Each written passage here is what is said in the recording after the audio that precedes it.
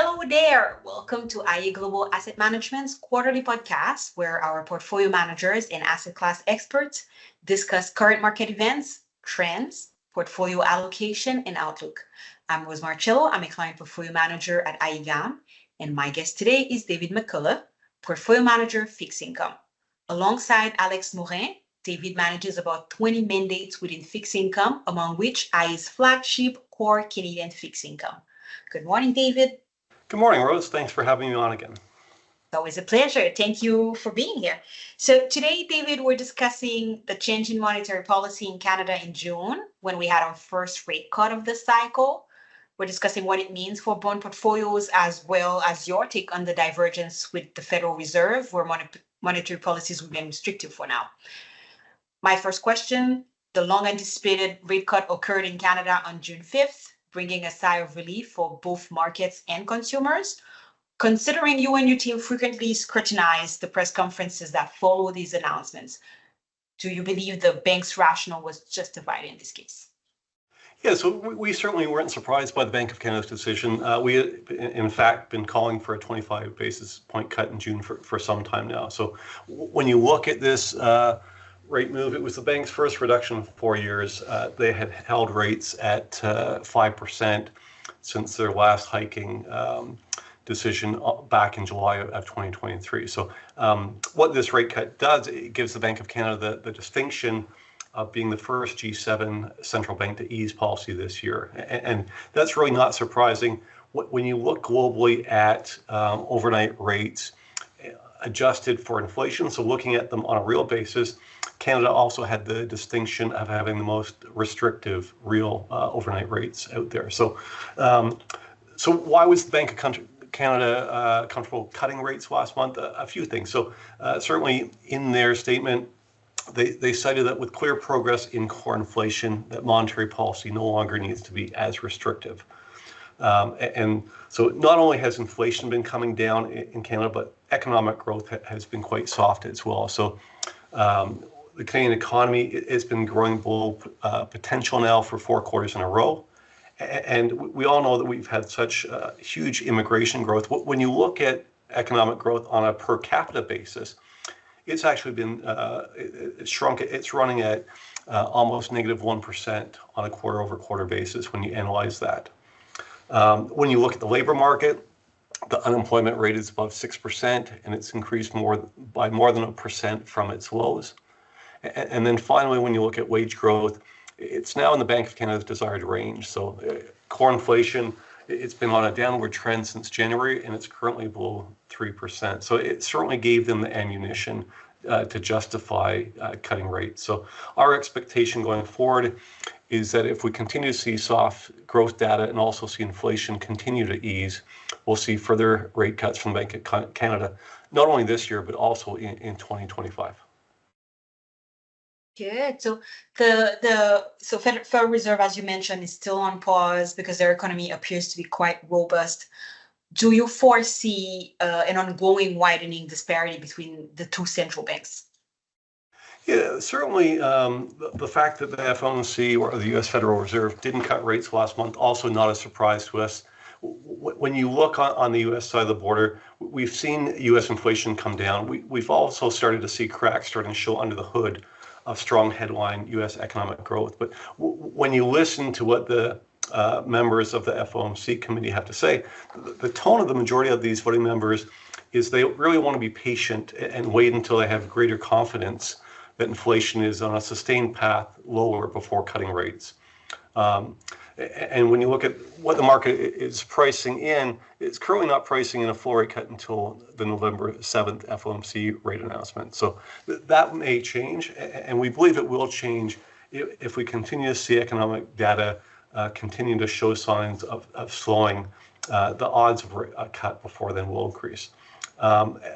As far as monetary policy divergences between our two countries, history actually supports both central banks setting their own monetary policy and really doing what's justified by the domestic data that they're looking at. So, for example, in the mid-90s, the Bank of Canada, it had a faltering economy relative to the U.S., similar to what we have today. Bank of Canada cut its policy rate to a level 200 basis points below that of the federal funds rate. So 3% versus 5.25%. And then at the time, the Bank of Canada certainly had no difficulty with the weakness of the Canadian dollar that resulted from this divergence in monetary policy. So when you look at history, really the only episodes over the past 30 years when policy cycles were very aligned was during common shocks. So we had the 2001 tech bubble, we had the 2005 to 2007 commodity boom. Of course, we had the great financial crisis in 08. And then more recently, we had the pandemic.